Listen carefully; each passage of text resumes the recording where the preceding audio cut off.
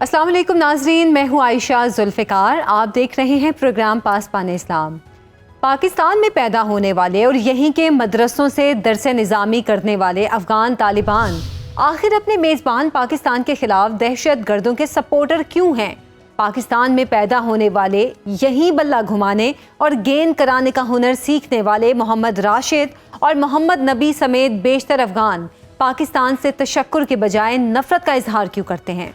आखिर ये लोग इंडिया का दम क्यों भरते हैं? ये वो तल्ख सवालात हैं जिनका जवाब वज़ीर दिफा ख्वाजा आसिफ समेत करोड़ों पाकिस्तानी जानना चाहते हैं। अफ़गान तालिबान हुक्मरान अपनी शराइत पर दो तरफ़ा अमन के तलबगार हैं, लेकिन वो ये भूल रहे हैं कि इस्तांबुल मुज़ाकरात आखिरी मौका है और नाकामी का नतीजा खुली जंग की सूरत निकलेगा। वो भूल रहे हैं कि पाकिस्तान सॉफ्ट स्टेट की पॉलिसी को हार्ड स्टेट से एक्सचेंज कर चुका है। अब सरहद पार से दहशत गर्दी के खिलाफ ज़ीरो टॉलरेंस का फैसला हुआ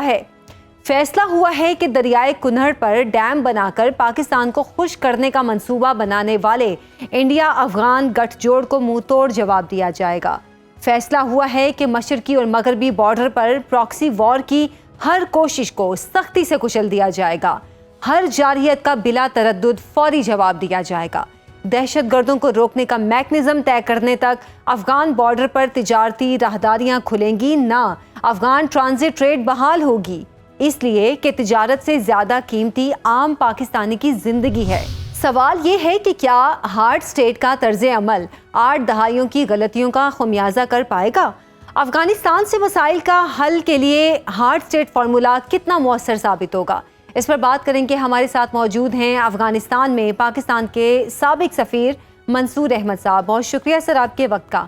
इस्तांबुल में पाक अफगान मुज़ाकरात के बाद दोनों मुल्कों के दरमियान मुस्तकिल सरहदी अमन के इम्कानात कितने हैं? देखिए, इम्कानात मेरे ख्याल में अच्छे रोशन हैं, क्योंकि जो पिछला राउंड था जिसमें दोहा में जो दोनों साइडें जब मिली और कतर की हुकूमत के ताउन से जब ये सीज़ फायर को एक्सटेंड करने पे, सीज़ फायर को जारी रखने पे दोनों साइड ने इत्तेफाक किया। सीज़ फायर उस वक्त से इम्प्लीमेंट भी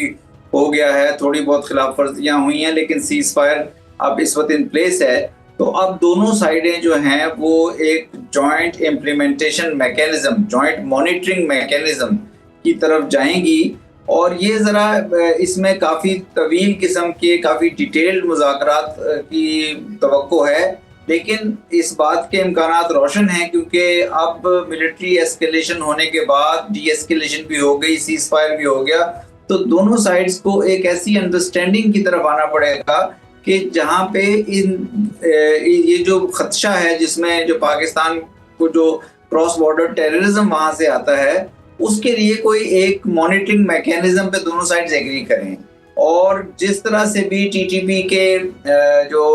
एसेट्स मौजूद हैं, जो टीटीपी के फाइटर्स मौजूद हैं अफगान साहिल पर, उनको किस तरह से निपटना है, उनकी मूवमेंट्स जो हैं पाकिस्तान में, अगर वो एक दफ़ा किसी मॉनिटरिंग मैकेनिज्म के तहत, इंटेलिजेंस एक्सचेंजेस के तहत वो रुकती हैं, तो फिर मेरा ख्याल है हालात में बेहतरी आएगी। तो मेरा ख्याल है कि अभी हमें उम्मीद रखनी चाहिए कि दोनों साइड्स एक अच्छी नेगोशिएशन में जाएंगी। मुश्किल होंगी ये नेगोशिएशन से इस लिहाज से कि एक मैकेनिज्म बनाना पड़ेगा, लेकिन जब वो मैकेनिज्म बन जाएगा तो उसकी कामयाबी के ज़रा इम्कानात ज़्यादा इसलिए हैं कि इसमें इस दफ़ा दो दोस्त ममालिक कतर और तुर्की शामिल हैं, और दोनों के, कतर और तुर्की के ताल्लुकात पाकिस्तान से भी बहुत अच्छे हैं, और उनके ताल्लुकात हैं अफगान तालिबान की हुकूमत से भी गुज़िश्ता 3-4 साल से। तो वो मेरा ख्याल है कि इससे काफ़ी फ़र्क होगा।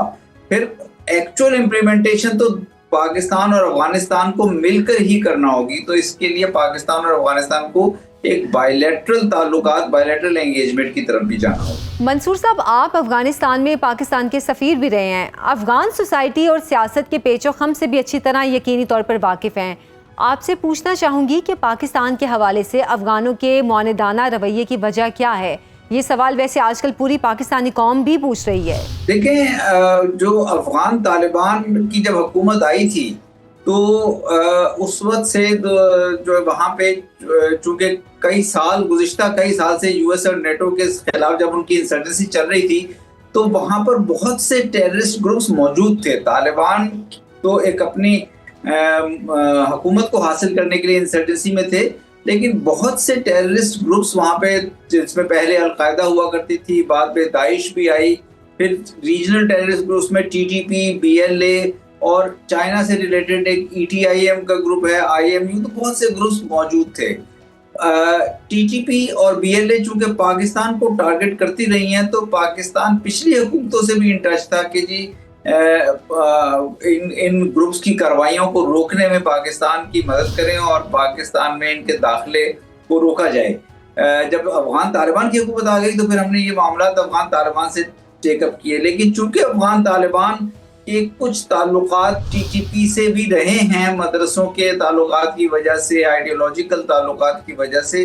تو اس گزشتہ 3 سالوں میں جو پاکستان کو کوآپریشن چاہیے تھا ٹی ٹی اے کی طرف سے، تحریک طالبان افغانستان کی طرف سے یا افغانستان کی حکومت کی طرف سے، وہ اس طرح سے نہیں مل سکا۔ اب دیکھیں، یہ امید پیدا ہوئی ہے کہ چونکہ 2 دوست ممالک بھی شامل ہوئے ہیں اور چونکہ تعلقات کافی متاثر ہوئے ہیں گزشتہ 1 ماہ کے دوران، تو ہماری امید ہے، توقع ہے، دونوں ملکوں کے عوام کی توقع ہے اور امید ہے کہ اب تعلقات نارملائزیشن کی طرف لے جائے جائیں۔ اچھا منصور صاحب، افغانستان کے انڈیا سے بہتر تعلقات کی کیا وجہ ہے؟ کیا یہ پاکستان کی کوئی کمزوری ہے جس کی وجہ سے افغانستان ہمیشہ انڈیا کی پراکسی بن جاتا ہے؟ یہ 1947 میں پختونستان کے شوشے سے لے کر متقی کی دلی یاترا تک ہم یہی کچھ دیکھ رہے ہیں۔ جی دیکھیں، افغانستان، پاکستان اور انڈیا یہ ایک ٹرائنگولر سے تعلقات رہے ہیں 1947-48 سے، اور 47-48 میں بھی جو ہندوستان میں جو کانگریس کی جماعت تھی یا ہندوستان کے جو پولیٹیشنز تھے، ان کے افغانستان کے ساتھ افغانستان کے کچھ طبقات کے ساتھ بڑے گہرے تعلقات تھے، خاص طور پہ نیشنلسٹ قسم کے طبقات جو تھے۔ تو اس وجہ سے کبھی پشتونستان کے معاملے پہ، کبھی ڈیورنٹائن کے معاملے پہ جو ہے افغانستان اور انڈیا کا کچھ گڑ چوڑ رہا۔ اور ابھی 2001 سے لے کر 2021 تک جب یو ایس اور نیٹو کی فوجیں موجود رہیں، تو اس وقت انڈیا کی انوالومنٹ افغانستان میں بہت اضافہ ہوا اس میں، اور انڈیا نے افغانستان کے اندر جو پاکستان کے خلاف قوتیں کام کر رہی ہیں، جو ایسے ایسٹس ہیں جو پاکستان کے خلاف کام کر رہے ہیں، جس میں ٹی ٹی پی ہے، جس میں بی ایل اے ہے اور اس کے اور گروپس ہیں، ان کے اندر کافی انویسٹمنٹ کی۔ اب 2021 میں طالبان کی حکومت آنے کے بعد سے چونکہ انڈیا نے یہاں سے اپنے مشنز خالی کر دیے تھے، تو انڈیا کا اتنا عمل دخل نہیں تھا۔ لیکن جب بھی پاکستان اور افغانستان کے تعلقات میں کہیں بریک آئے گی، گیپ آئے گا، تو اس گیپ کا فائدہ، اس ویکیوم کا فائدہ ہمیشہ انڈیا کو ہوتا ہے، اور انڈیا پھر افغان طالبان کے ساتھ اپنے تعلقات، افغانستان کے اندر کے ساتھ اپنے تعلقات کو اس نہج پہ بلڈ کرنے کی کوشش کرتا ہے کہ وہ پاکستان کو بھی نقصان پہنچا سکے اور انڈیا اور افغانستان قریب ہو سکیں۔ تو اس موقع پہ بھی انڈیا نے اسی قسم کا رویہ شو کیا ہے۔ جب پاکستان اور انڈیا کا اپنا ایک کلیش ہوا تو اور اس میں انڈیا کو کافی سکی کھانی پڑی، تو اس کے بعد انڈیا نے اب یہ موقع دیکھتے ہوئے کہ پاکستان اور افغانستان میں ٹیررزم کے معاملے پہ گیپس آ رہے ہیں، تو انہوں نے افغانستان کو سپورٹ دینے کی بات کی ہے اور افغانستان کے ساتھ دوبارہ اس قسم کی ریلیشن شپ میں جانے کی بات کی ہے جو یو ایس اور نیٹو کے دوران تھی۔ میرا خیال ہے اگر پاکستان اور افغانستان اپنی بائیلیٹرل ریلیشن شپ پہ کامیابی سے کام کر لیں تو پھر انڈیا کو ان ڈیزائنز میں کامیابی نہیں ہوگی۔ تو اس لیے جو سب سے زیادہ اہم چیز پاکستان اور افغانستان دونوں کے لیے ہے وہ یہ ہے کہ وہ اپنے ریلیشنز پہ کام کریں۔ 2600 کلومیٹر کا بارڈر ہے، اس بارڈر کو سٹیبلائز کریں، اس کو پیسفل کریں، اس کے تھرو اکنامک اور ٹریڈ ایکسچینجز میں اضافہ کریں تاکہ دونوں ممالک کے اپنے تعلقات ٹھیک ہوں۔ تب انڈیا کے لیے میرا خیال ہے کسی قسم کی نیگیٹو انٹرونشن کرنا بہت مشکل رہے گا۔ اچھا سر، پاکستان نے کئی دہائیاں نرم ریاست کے طور پر افغانستان سے معاملات حل کرنے کی کوشش کی لیکن نتیجہ نہیں نکلا۔ آپ کیا سمجھتے ہیں، یہ ہماری پالیسی کا فالٹ تھا یا پھر یہ افغان ڈی این اے کا کمال ہے؟ نہیں، دیکھیں، اب پاکستان اور افغانستان کے جو تعلقات ہیں وہ گزشتہ 5 دہائیوں سے جنگوں کی وجہ سے رہے ہیں۔ یعنی ایک افغان جہاد چل رہا تھا سوویت یونین کے خلاف، تو پاکستان افغان جہاد کو سپورٹ کر رہا تھا، کیونکہ وہاں سوویت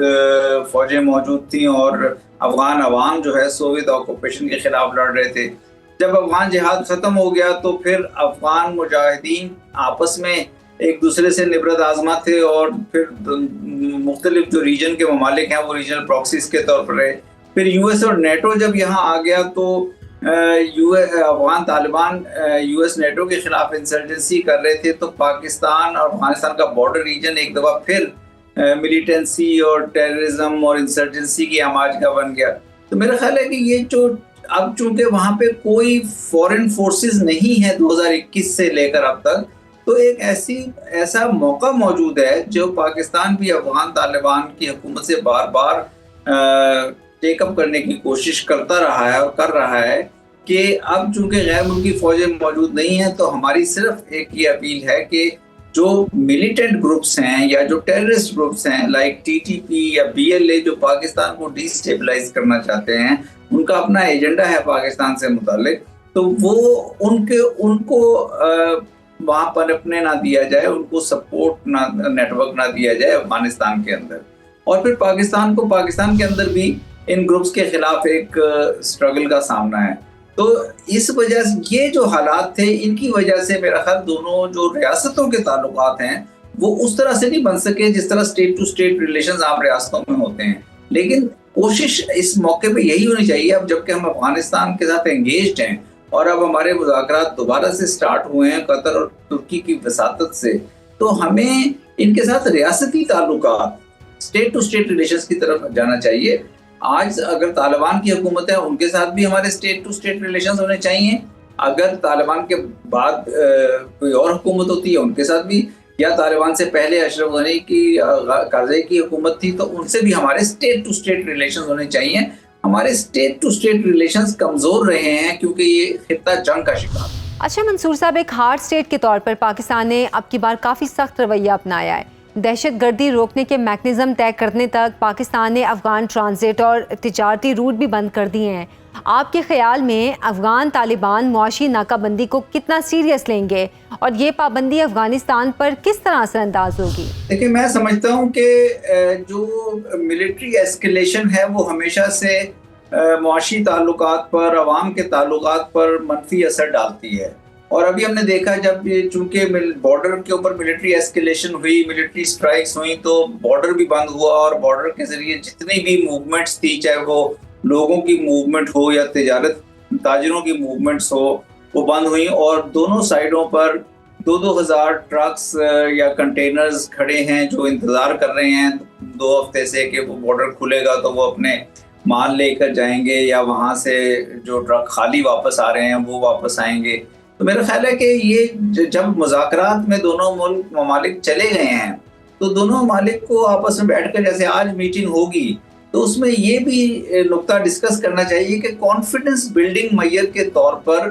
بارڈر کو تجارت کے لیے کھول دیا جائے، تاکہ جن لوگوں کے مال پھنسے ہوئے ہیں، کنٹینر پھنسے ہوئے ہیں، جن لوگوں کی تجارت پھنسی ہوئی ہے، جو لوگ سٹک ہیں، بیمار لوگ نہیں آ جا سک رہے، یا جن لوگوں نے کسی بھی وجہ سے وزٹ کرنا ہے وہ آ جا نہیں پا رہے، تو ان کے لیے بارڈر کھلے تاکہ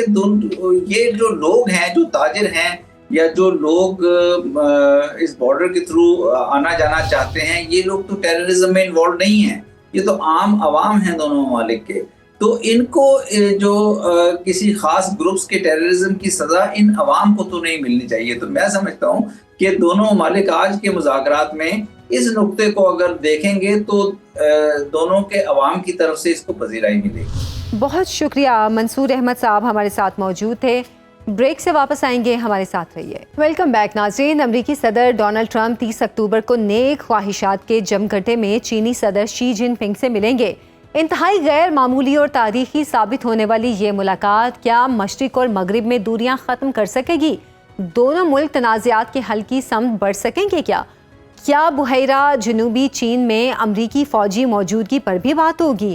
کیا امریکہ اور چین آپسی فوجی تنازعات کو تجارت اور سرمایہ کاری کے تناظر میں طے کرنے کا فیصلہ کریں گے، یا ملاقات کا اختتام کسی نئے تنازع کی ابتدا پر ہوگا؟ اس پر بات کریں گے، لیکن ساتھ ہی ساتھ ہم یہ بھی جاننا چاہیں گے کہ بھارتی وزیر اعظم نریندر مودی ٹرمپ سے کیوں چھپتے پھر رہے ہیں، اور کانگریس پارٹی ٹرمپ کے جنگ بندی کرانے کے دعووں کی گنتی کیوں کر رہی ہے؟ آخر بھارت نے امریکی صدر کے پاکستان بھارت جنگ سے دعووں کو جھٹلانے کی روش کیوں اختیار کر رکھی ہے؟ ہمارے ساتھ موجود ہیں دفاعی تجزیہ کار سید محمد علی صاحب۔ بہت شکریہ سید محمد علی صاحب آپ کے وقت کا۔ سر، امریکی صدر ڈونلڈ ٹرمپ 30 اکتوبر کو اپنے سب سے بڑے فوجی اور تجارتی حریف صدر شی جن پنگ سے ملاقات کریں گے۔ تجارتی جنگ میں سیز فائر کے لیے ممکنہ ٹریڈ ڈیل کے علاوہ ملاقات کا اور کیا ایجنڈا ہوگا؟ دیکھیے،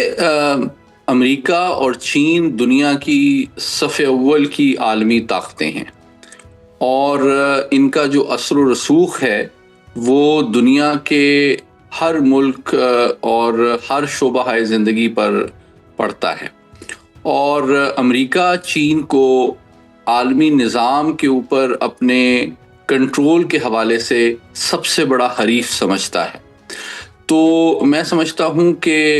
دونوں ممالک کے درمیان طاقت کے توازن کے حوالے سے جو ہر ڈومین یا شعبہ ہے اس کے حوالے سے انٹرسٹ پایا جاتا ہے۔ تو اس تصویراتی جو کمپٹیشن ہے یا اسٹریٹجک کمپٹیشن ہے، اس کو اس انداز میں مینج کرنا کہ کوئی عالمی تصادم یا عالمی جنگ سے بچا جا سکے اور دونوں ممالک جو ہیں اپنے وائٹل قومی سلامتی کے جو مفادات ہیں ان کو بھی برقرار رکھ سکیں، اس لیے میں سمجھتا ہوں کہ اس میں گریٹ پاور کا جو پولیٹکس کا نظام ہے، ورلڈ آرڈر ہے،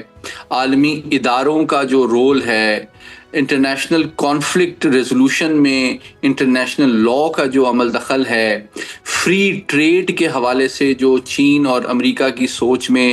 اختلاف پایا جاتا ہے، وہ ٹیرف کا معاملہ، چین کے لیے امریکہ دنیا کی سب سے بڑی تجارتی منڈی بھی ہے۔ پھر اسی طرح ٹیکنالوجی میں بہت سے ایسے ایکسپورٹ کنٹرول رجیمز ہیں جس میں مغربی دنیا کا ایک طرح سے تسلط ابھی بھی برقرار ہے، اور چین اس کو ایک غیر منصفانہ نظام سمجھتا ہے۔ تو ٹیکنالوجی ہو یا ریئر ارتھ منرلز ہوں یا انرجی سیکیورٹی ہو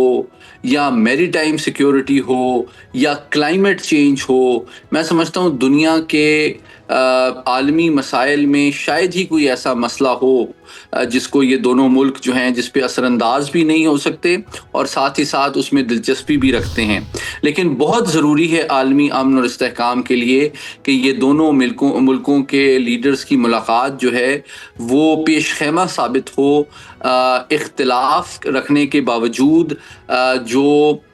اشتراک یا تعاون کی کوششوں کے ذریعے ان مسائل کو حل کرنے کی جانب یہ دونوں ملک بڑھیں، بجائے یہ کہ ان کے درمیان اختلافات اتنے شدید ہو جائیں کہ دنیا جو ہے دو دھڑوں میں بھی تقسیم ہو اور امن اور استحکام کو عالمی سطح پہ نقصان بھی پہنچے۔ اچھا، امریکہ چین تعلقات میں بہتری کے کتنے آثار ہیں، اور آپ کے خیال میں ٹریڈ اینڈ انویسٹمنٹ کے 1 پوائنٹ ایجنڈے پر بیجنگ واشنگٹن میں معاملات سلجھنا شروع ہوئے، پاکستان پر اس کے کیا اثرات مرتب ہوں گے؟ اور پاکستان دونوں ملکوں کا قریبی پارٹنر بھی ہے۔ دیکھیے، پاکستان نے اپنی تاریخ میں کئی اہم مواقع پہ عالمی طاقتوں کے درمیان مسائل کو کم کرنے اور دونوں طاقتوں کو قریب لانے میں بڑا کلیدی کردار ادا کیا ہے۔ آپ کو یاد ہوگا کہ ہنری کسنجر صاحب جو ہیں 1971 میں پاکستان کی سہولت کاری کے نتیجے میں پہلی دفعہ امریکہ سے چین کا انہوں نے دورہ کیا تھا، جس کے نتیجے میں چین امریکہ کے قریب آیا، اور چین آج بھی پاکستان کی اس کاوش کا شکر گزار رہا ہے۔ تو میں سمجھتا ہوں پاکستان کے پاس بڑا تجربہ موجود ہے سفارتی سطح پہ عالمی طاقتوں کے درمیان مسائل کو کم کرنے میں۔ تو میں امید کرتا ہوں کہ پاکستان جو ہے اب بھی دونوں ممالک کو قریب لانے میں، غلط فہمیوں کو دور کرنے میں اپنا رول پلے کرے گا، کیونکہ پاکستان خود بھی یہ سمجھتا ہے کہ عالمی مسائل کا حل جو ہے وہ مذاکرات اور تعاون سے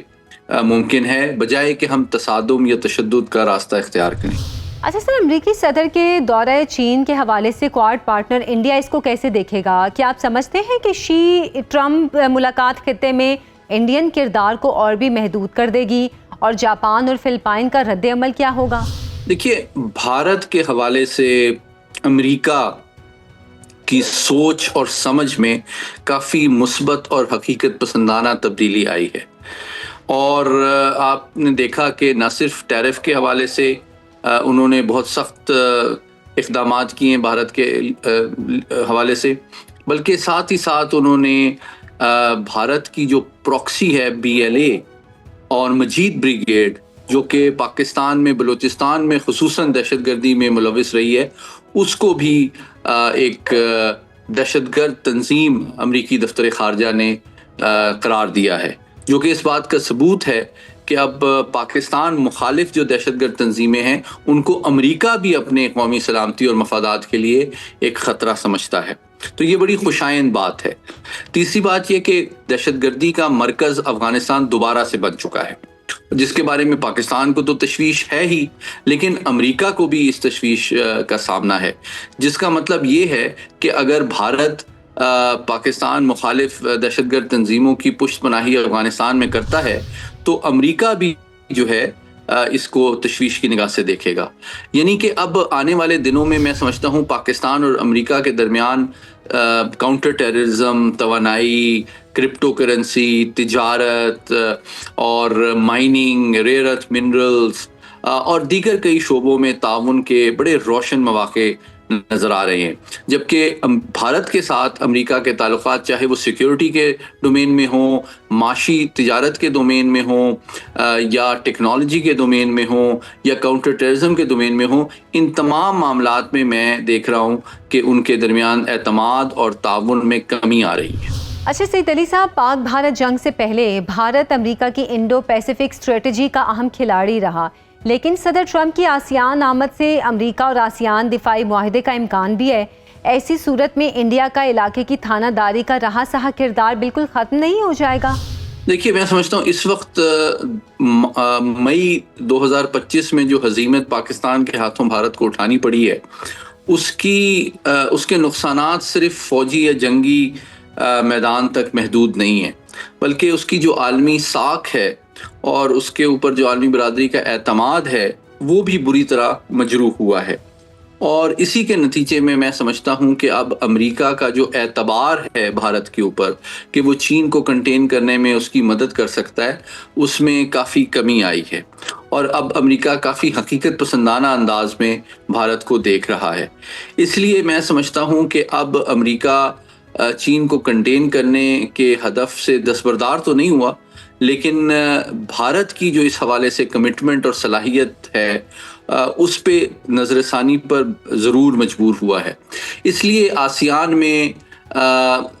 وزیر اعظم مودی کا پرسنلی شریک نہ ہونا اور اس بات کو ثابت کرتا ہے کہ وہ صدر ٹرمپ سے منہ چھپانا چاہتے ہیں، اور ان کے سامنے آنکھیں نظریں ملانے کی ہمت اب ان میں نہیں ہے، کیونکہ یقینی طور پہ امریکی قیادت یہ سوچ رہی ہے کہ یہ بھارت جو اپنے آپ کو عالمی طاقت سمجھتا تھا وہ پاکستان کی چند گھنٹوں کی جوابی کارروائی کا بھی متحمل نہیں ہو سکا، تو یہ چین جیسے عالمی طاقت کے سامنے کیوں کر کھڑا ہو سکتا ہے۔ تو میں سمجھتا ہوں اب امریکہ بھی جو ہے اور ممالک کے ساتھ تعاون کا خواہاں ہے، اور صرف بھارت کے اوپر بڑے پیمانے پہ بھروسہ کرنا جو ہے اس کو اب موجودہ ٹرمپ انتظامیہ ایک تصویراتی اور تاریخی غلطی سمجھتی ہے، جس کے نتیجے میں اب وہ آپ دیکھ رہے ہیں کہ بھارت پر معاشی، توانائی، تجارت، ٹیرف اور دیگر معاملات پر بھی کافی دباؤ ڈال رہے ہیں، جس کے نتیجے میں بھارت بھی جو ہے اب اور جانب تلاش کر رہا ہے مواقع، تاکہ کیونکہ دونوں ممالک کے درمیان عدم اعتماد کی جو فضا قائم ہو چکی ہے، میں سمجھتا ہوں فوری طور پر اس کا ازالہ ممکن نہیں ہے۔ بہت شکریہ سید محمد علی صاحب ہمارے ساتھ موجود تھے۔ ایک بریک سے واپس آئیں گے، ہمارے ساتھ رہیے۔ پروگرام میں ایک بار پھر سے خوش آمدید ناظرین۔ ایئر ڈیفنس سسٹم امریکی تھارڈ ہو یا پیٹریاٹ یا گولڈن ڈوم، اسرائیلی آئرن ڈوم ہو یا زمین سے خلا تک 5 جہتی نظام، روس کا S-400 ہو یا S-500، یہ تمام ڈیفنس سسٹمز چین کے ٹرانسپیرنٹ اوشین نیٹ ورک کے سامنے مان پڑ گئے۔ چین کا نیا دفاعی نظام ایک غیر معمولی پیش رفت کی صورت سامنے آیا ہے۔ ٹرانسپیرنٹ اوشین نامی سمندر کی تہہ سے خلا تک شفاف نگرانی کرے گا۔ سمندر کی زیر آب سطح سے خلا تک 5 تہوں پر مشتمل یہ نظام بحر الکاہل میں گیم چینجر ثابت ہو سکتا ہے۔ ٹرانسپیرنٹ اوشین پالیسی سسٹم بظاہر انتہائی تصوراتی عمل ہے، لیکن چینی انجینئرز نے اسے ایک شاہکار کردار کی شکل میں ڈھال دیا ہے۔ دفاعی سسٹم کی 5 تہوں میں سب سے پہلے سمندر کی زیر آب سطح ہے، جہاں چین فائبر آپٹک ہائبروفونز اور آسٹک سینسرز نصب کر رہا ہے۔ یہ سینسر اور ہائبروفون سمندر کی تہہ میں سفر کرنے والی دشمن آبدوزوں سے خبردار کریں گے۔ پانی کی درمیانی سطح یعنی کہ مڈ واٹر لیئر پر زیر آب بغیر آدمی ڈرون گاڑیاں، جنہیں ہم خودکار آبدوزیں بھی کہہ سکتے ہیں، اور آٹونومس گلائیڈرز کی مدد سے ڈیٹا جمع کیا جائے گا۔ دوسری تہہ کا یہ نظام موبائل سرویلنس کے طور پر کام کرے گا۔ سطح سمندر یا سرفیس واٹر پر بحری جہازوں، ڈرونز پر نصب طاقتور ریڈارز اور الیکٹرو آپٹیکل سسٹم کی مدد سے دشمن کی سطح آب پر نقل و حرکت کو مسلسل نظر میں رکھا جائے گا۔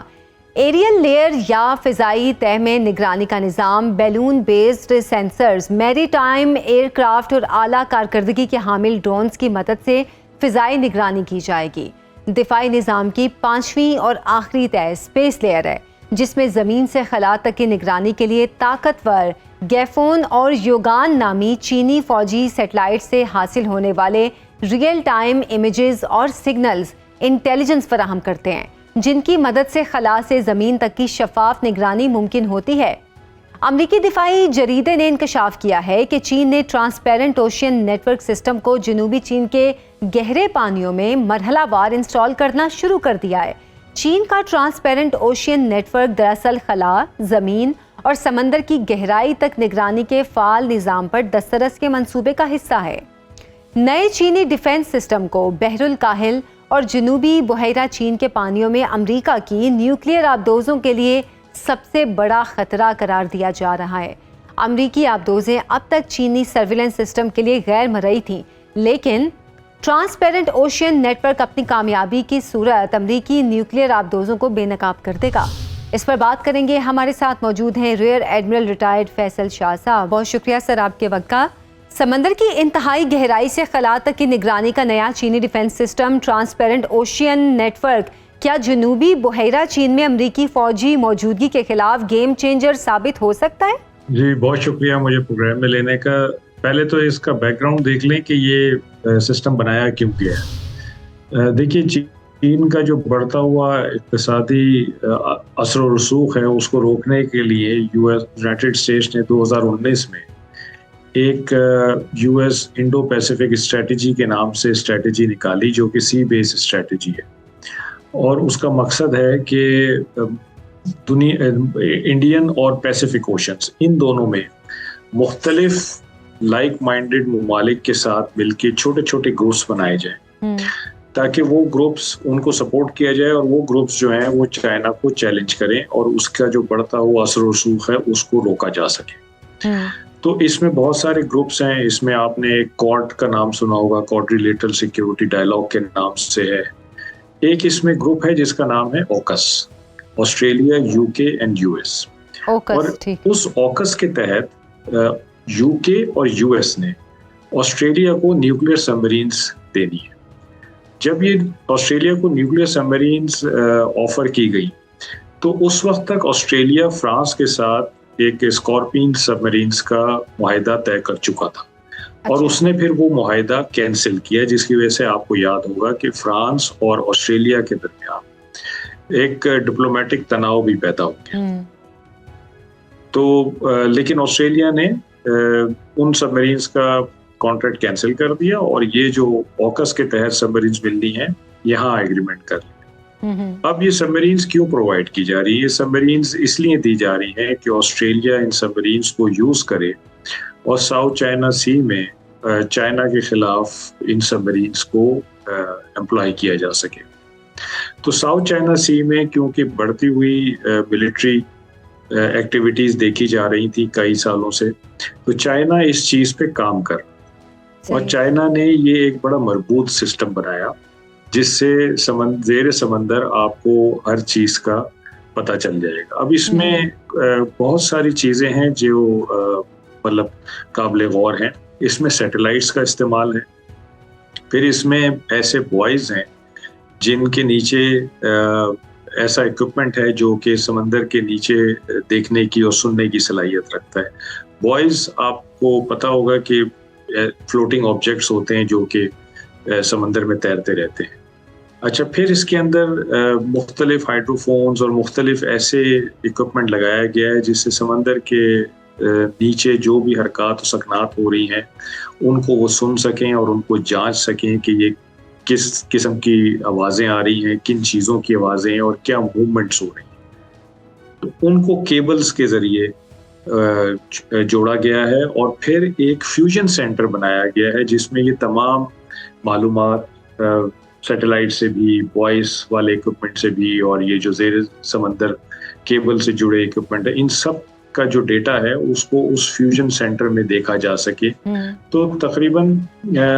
یہ سمجھیے کہ یہ زیر سمندر ہونے والی ہر موومنٹ کا یہ پتہ لگا سکتا ہے. اور اس میں ظاہری بات ہے کہ اگر سبمرینز آ رہی ہیں, وہ آسٹریلیا کی ہیں یا یو ایس کی ہیں یا کسی اور ملک کی ہیں, تو ان سبمرینز کو بھی یہ بخوبی دیکھ سکتا ہے. اور اس سسٹم کا ابھی جو حال ہی میں ایکسرسائز ہوئی ہے چائنیز اور رشین نیوی کی ولاڈیووسٹک سے, رشیا کے بیس سے, وہاں اس کا ایک کامیاب تجربہ بھی کیا گیا. اچھا. تو یہ ایک بڑا مربوط سسٹم چائنا نے ڈیولپ کیا ہے. اب اس سسٹم سے ہوگا کیا؟ اس سسٹم سے ظاہری بات ہے کہ وہ تمام حرکات و سکنات جو کہ ممکنہ طور پہ چائنا کے خلاف کی جا سکتی تھی, ان کا پتہ لگایا جائے گا, ان کو روکا جا سکتا ہے. اور اس کے علاوہ یہ جو لوگ چائنا کے خلاف کسی قسم کا اقدام اٹھانے کا ارادہ رکھتے تھے, ان کے اوپر اب یہ ایک برڈن ڈال دیا ہے چائنا کہ وہ اب ایسی ٹیکنالوجی ڈیولپ کریں جو اس کا کاؤنٹر ہو, اور پھر وہ ایسی اسٹریٹجی بنائیں جس سے اس قسم کی جو ٹیکنالوجیز ہیں ان سے نبرد ہوا جا سکے. اچھا, لیکن کیا یہ نیا چینی نظام جو ہے سر, یہ زیر مہلک جنگی صلاحیت یعنی کہ نیوکلیئر وار کے امکانات کم کر دے گا, یا پھر ٹرانسپیرنٹ اوشین نیٹ ورک کی وجہ سے جدید دفاعی سسٹم کے حصول کی دوڑ کی وجہ سے زیر آب نئی کولڈ وار شروع ہو جائے گی؟ یہ دونوں چیزیں درست ہیں اس زمن میں. دیکھیے, ایک تو ظاہری بات ہے کہ جب یہ ان سب مرینز کا پتہ لگا لے گا جو کہ نیوکلیئر وار ہیڈ لے کر آ رہی ہوں گی, تو ان کو روکنے میں بھی مدد دے گا. اور جو سبمرین نیوکلیئر وار ہیڈ لے کے جاری ہوتی ہے, اس کا سب سے بڑا اس کا ترہ امتیاز یہ ہوتا ہے کہ وہ پکڑی نہ جائے جی. تو اگر اس کے پکڑے جانے کے چانسز بڑھ گئے ہیں تو اس کا مطلب ہے کہ وہ سبمرین خطرے میں آ گئی ہے. تو ظاہری بات ہے کہ وہ ایسے اقدام کرنے سے گریز کریں گے. لیکن میں نے جیسے کہا کہ یہ ایک برڈن ہے ان لوگوں پہ جو کہ اس قسم کی نیت رکھتے تھے کہ اب ان کو اس کا کاؤنٹر ایک سسٹم نکالنا پڑے گا. تو یہ ایک آرمز ریس میں تبدیل ہو جائے گا, اور اس کا کاؤنٹر نکالیں گے, پھر چائنا اس کا کاؤنٹر نکالے گا, پھر یہ اس کا کاؤنٹر نکالے گا. تو یہ ظاہری بات ہے کہ یہ چیز اب بڑھتی چلی جائے گی. بالکل. اچھا فیصل صاحب, کیا ٹرانسپیرنٹ اوشین نیٹ ورک دنیا بھر میں چین کی بحری بالادستی کا اظہار ہم اس کو کہیں؟ کیونکہ زمینی اور فضائی بالادستی تو ساری دنیا جانتی ہے چین کی کہاں پہ ہے, اب اس کو بحری بالادستی کی طرف ایک نیا رخ کہیں؟ دیکھیے, چین نے یہ کوئی 70 کی دہائی میں بڑا لیٹ شروع کیا یورپینز اور یو ایس کے مقابلے میں, لیکن تب سے انہوں نے اپنی جو نیول کیپیبلٹی تھی اس میں انویسٹمنٹ شروع کر دی, بڑی ہیوی انویسٹمنٹ شروع کر دی, اور بڑی تیزی سے یہ اس میں آگے بڑھنے لگے. اور 2015 میں چین نے یو ایس کو کراس کر لیا سائز آف نیویز میں, یعنی چینی نیوی جو ہے وہ یو ایس نیوی سے نمبرز کے حساب سے 2015 میں بڑی ہو گئی تھی. اچھا. ٹنیج کے حساب سے اگر آپ دیکھیں, یعنی کس کے بڑے زیادہ شپس ہیں, تو اس حساب سے یو ایس ابھی بھی آ گئی. لیکن جس حساب سے چائنا اپنے انویسٹمنٹ کر رہا ہے اپنی سمندری فوج میں اور اپنے میری ٹائم کیپیبلٹی میں, تو وہ ظاہری بات ہے کہ اس سے یہ لگتا ہے کہ کچھ سالوں میں شاید وہ ٹنیج میں بھی یو ایس سے آگے نکل جائیں. بالکل. تو